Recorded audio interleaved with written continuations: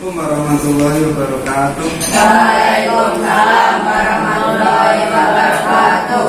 Selamat pagi anak-anakku semua yang saya cintai dan saya banggakan. Alhamdulillah pada pagi hari ini kita bisa bertemu lagi untuk belajar fikih. Gimana kabarnya anak-anakku semua? Alhamdulillah luar biasa. Allahu Akbar.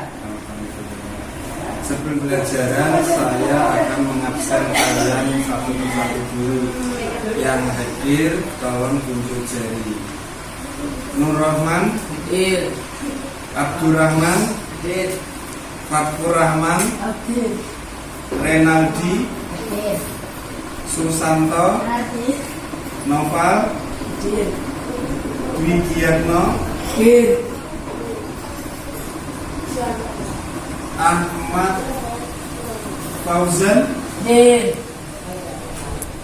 Ahmad Faruk. Hadir. Ya, alhamdulillah semuanya hadir ya pada pagi hari ini.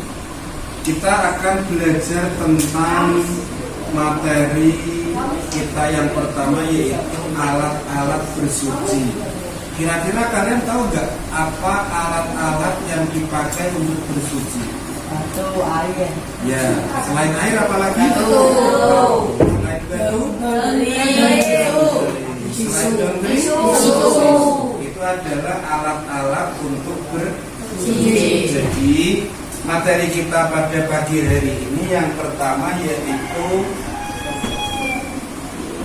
kita akan belajar tentang bersuci. Yang kedua kita akan belajar tentang perbedaan bersuci dan membersihkan diri. Yang ketiga kita akan membahas tentang pembagian air. Ini masih baru semua ya, jadi mungkin kalian masih awam karena tadi materi secara umum adalah alat-alat tentang bersuci. Tapi sudah betul bahwa alat-alat bersuci itu salah satunya adalah air, batu, tisu, ranting kering, dan juga daun kering. Itu adalah alat-alat. Tetapi alat bersuci yang paling utama itu adalah air. Ya, betul, air. Sebelum kita masuk ke pembelajaran yang berikutnya, ini karena kita masih dalam masa pandemi, saya harap kalian di rumah selalu menjaga diri, terutama ketika mau makan harus cuci tangan. Usahakan tidak bersentuhan dengan orang yang tidak dikenal. Kalau tidak tahu dia itu dari mana, jangan mudah bersalaman, jangan itu juga membawa virus, atau mungkin terlalu duduk dekatnya terlalu dekat, ya, duduknya terlalu dekat dengan temannya. Kita menjaga juga. Terus yang pertama, saya akan membagi kalian menjadi dua kelompok ya. Jadi kelompok pertama, ada 3 kelompok ya. Ini kelompok pertama, kelompok kedua, dan kelompok ketiga. Nanti masing-masing kelompok akan mengamati proyektor yang akan saya tampilkan. Jadi nanti kalian lihat proyektornya, kalian pelajari, dan nanti silakan didiskusikan melalui lembar pengamatan atau LKPD yang akan saya bagikan nanti. Kita masuk ke materi yang pertama, yaitu tentang bersuci. Bersuci itu berasal dari bahasa Arab, yaitu toharoh. Toharoh itu artinya bersuci, yaitu mensucikan diri dan juga tubuh, tempat, dan juga pakaian dari benda-benda yang najis. Jadi itu namanya bersuci, mensucikan diri dari benda-benda atau sesuatu yang najis. Bersuci secara garis besar itu dibagi menjadi dua. Yang pertama bersuci secara lahir, yang kedua bersuci secara batin. Bersuci secara lahir contohnya adalah bersuci dari hadas dan juga najis. Bersuci dari kotoran batin yaitu bersuci dari sifat-sifat tercela. Ada yang tahu gak apa itu sifat tercela? Contohnya sifat tercela: mencuri, apalagi menjahili teman, terus sombong, ria itu suka memamerkan apa yang dia punya. Itu harus kita jauhi karena itu termasuk sifat-sifat tercela. Ketika kita menjauhi sifat-sifat itu, maka kita sudah membersihkan diri kita dari kotoran batin. Iya. Terus saya rusuh kabeh.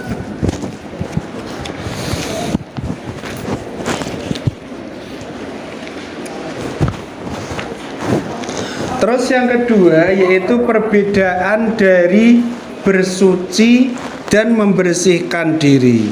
Perbedaan dari bersuci dan membersihkan diri adalah kalau bersuci itu dengan menggunakan niat, kalau membersihkan diri tidak menggunakan niat.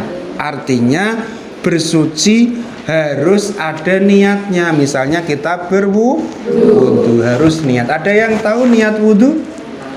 Ya, coba Mas Noval. Ya, itu niat berwudu. Niat mandi, Mas Rahman belakang. Niat mandi masa gak bisa? Gak bisa. Coba kamu depannya. Belum bisa. Niatnya mandi? Oh, belum bisa ya. Jadi niat mandi itu untuk menghilangkan hadas besar adalah nawaitu husla lirafil hadasil akbari.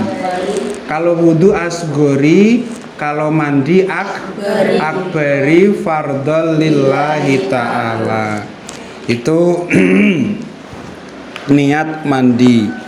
Terus yang kedua, perbedaan yang kedua, tata caranya diatur oleh syariat Islam. Kalau bersuci itu ada urutannya.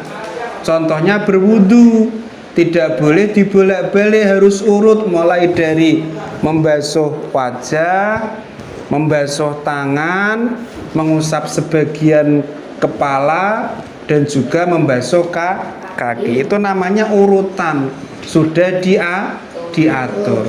Sedangkan kalau membersihkan diri tidak diatur. Artinya kalau misalnya kita mandi gebyur-gebyur, warwur-warwur gitu, bisa saja karena tidak ada aturan. Yang nggak ada aturannya itu namanya membersihkan diri. Yang sudah ditata aturannya itu adalah bersuci. Terus dasar hukum dari bersuci yaitu surat Al-Mudaththir ayat 4-5. Bisa kalian buka buku paket kalian halaman 7. Halaman 7 buku paketnya bisa dibacakan, bisa. Coba kamu Mas dibaca yang pertama. Dalil bersuci surat Al-Mudaththir ayat 4-5. Ya, silakan. Bismillahirrahmanirrahim. Wasiyabaka fatah warujza fahjur. Iya. Berikutnya kamu yang kedua. Innallaha yuhibbu tawabina wa yuhibbul mutatahhirin. Yang terakhir yang ketiga belakangnya Mas ya.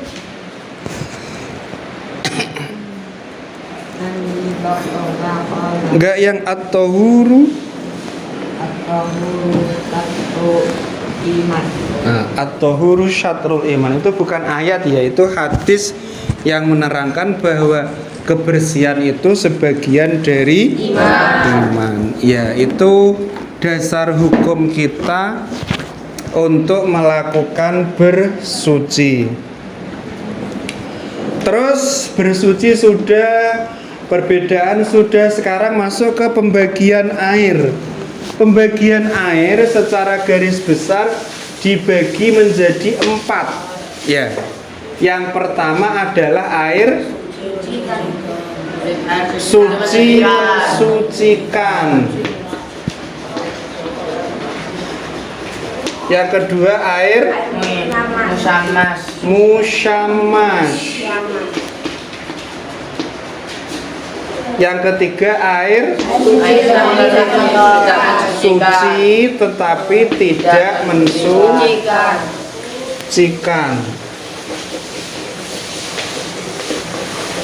Yang keempat air mutanajis. Ada yang tahu air suci mensucikan itu apa, Mas Noval? Yang masih asli belum tercampur dengan sesuatu benda lain dan tidak terkena najis. Ya, air suci mensucikan itu adalah air yang belum tercampur apapun. Jumlah contoh dari air suci mensucikan ini ada tujuh. Apa saja? Air hujan. Ya, yang pertama air hujan, terus air laut, terus sungai, terus sumur, terus air es atau salju, terus air embun. Ketujuh air ini disebut dengan air mutlak atau air yang suci mensucikan. Jadi ini air yang masih asli. Terus yang kedua adalah air musyammas. Mas Nur tahu apa itu air musyammas? Yaitu air yang makruh dipakai bersuci, yang termasuk jenis air ini adalah air yang dijemur atau terkena panas matahari dan disimpan dalam bejana atau bak penampungan, wadah yang bisa berkarat selain dari emas dan perak. Ya.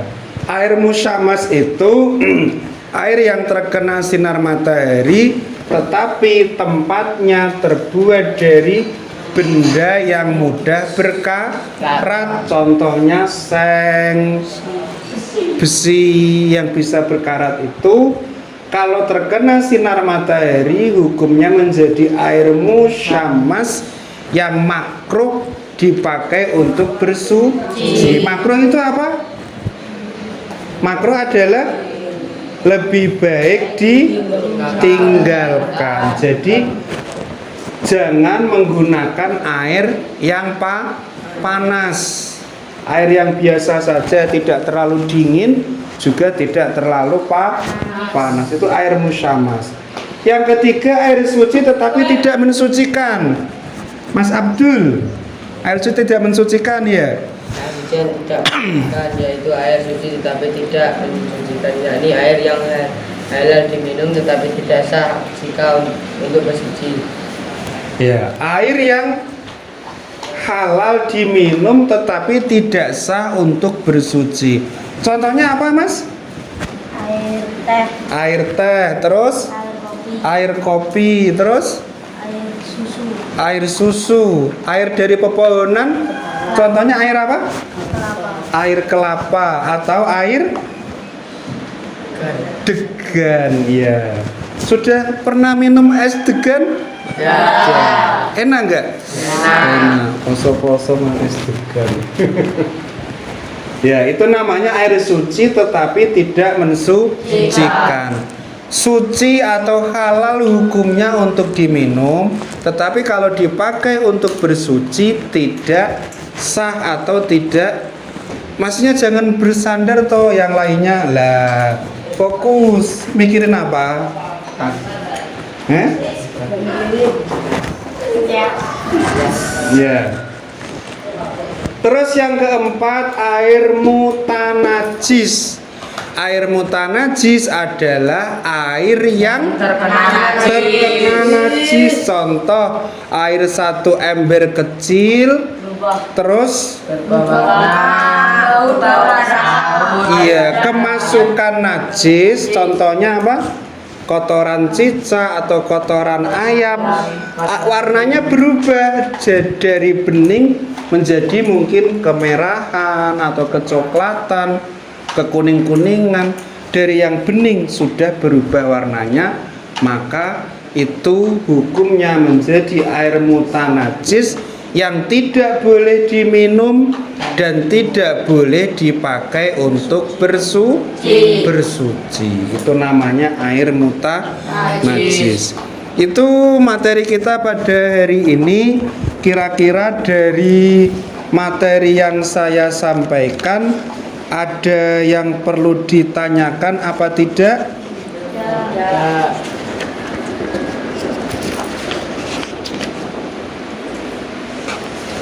Ini nggak ada ya wis nggak apa. Kalau tidak ada, saya akan membagikan lembar kerja peserta didik. Kalian isi, terus kamu kerjakan dengan kelompokmu ya. Ke belakang ya.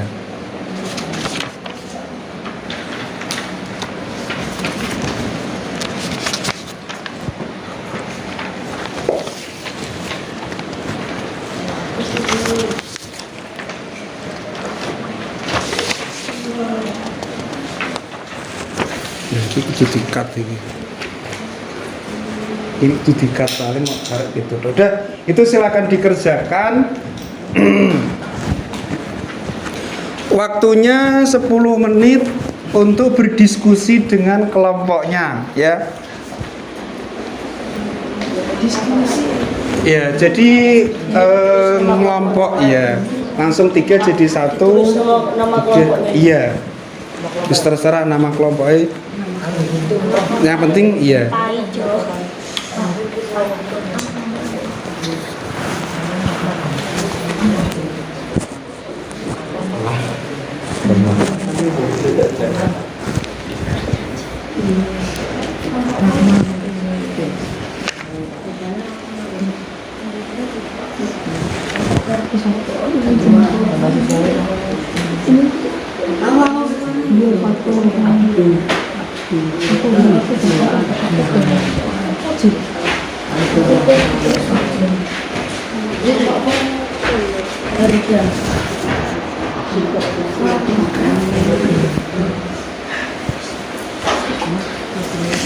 Tulis anggotanya ditulis Pak.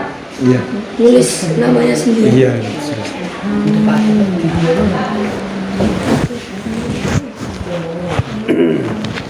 ini Bisa. iPad-nya tuh. Ya contohnya lah.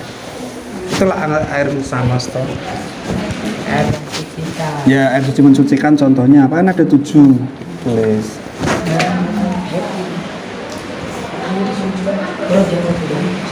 Ya urut.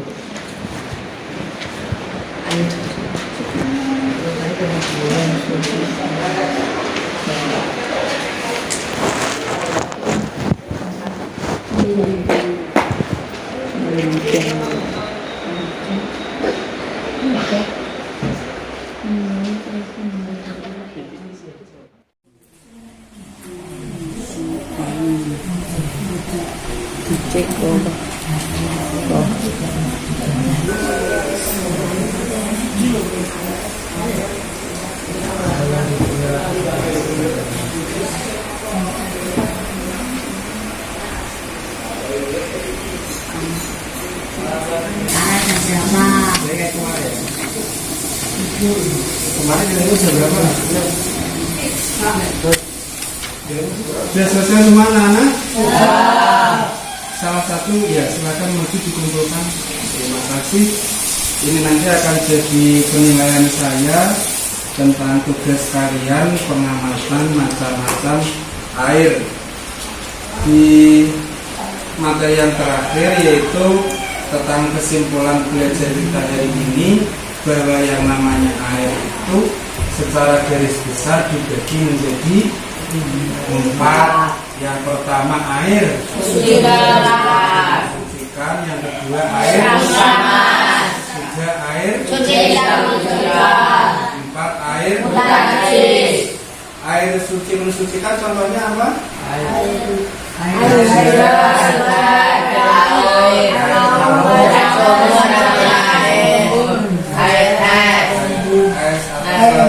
Dan juga air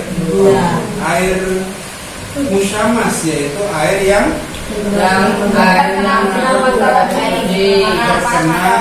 panas sinar matahari. Yang ketiga air suci tidak mensucikan, yaitu air teh, air kopi, air kelapa. Dan yang keempat air mutanajis, yaitu air yang karena tercampur dengan najis. Jadi penutup, saya ingin memberi motivasi pada kalian agar supaya selalu rajin belajar. Ya, bahwa belajar itu dimulai sejak kita turun dari bandulan sampai besok kita masuk ke liang kubur. Makanya belajar itu terus menerus, dimanapun kapanpun adalah waktu kita untuk terus belajar. Jangan pernah bosan dengan yang namanya ilmu. Kita akhiri pelajaran pada pagi hari ini dengan bacaan hamdalah bersama-sama.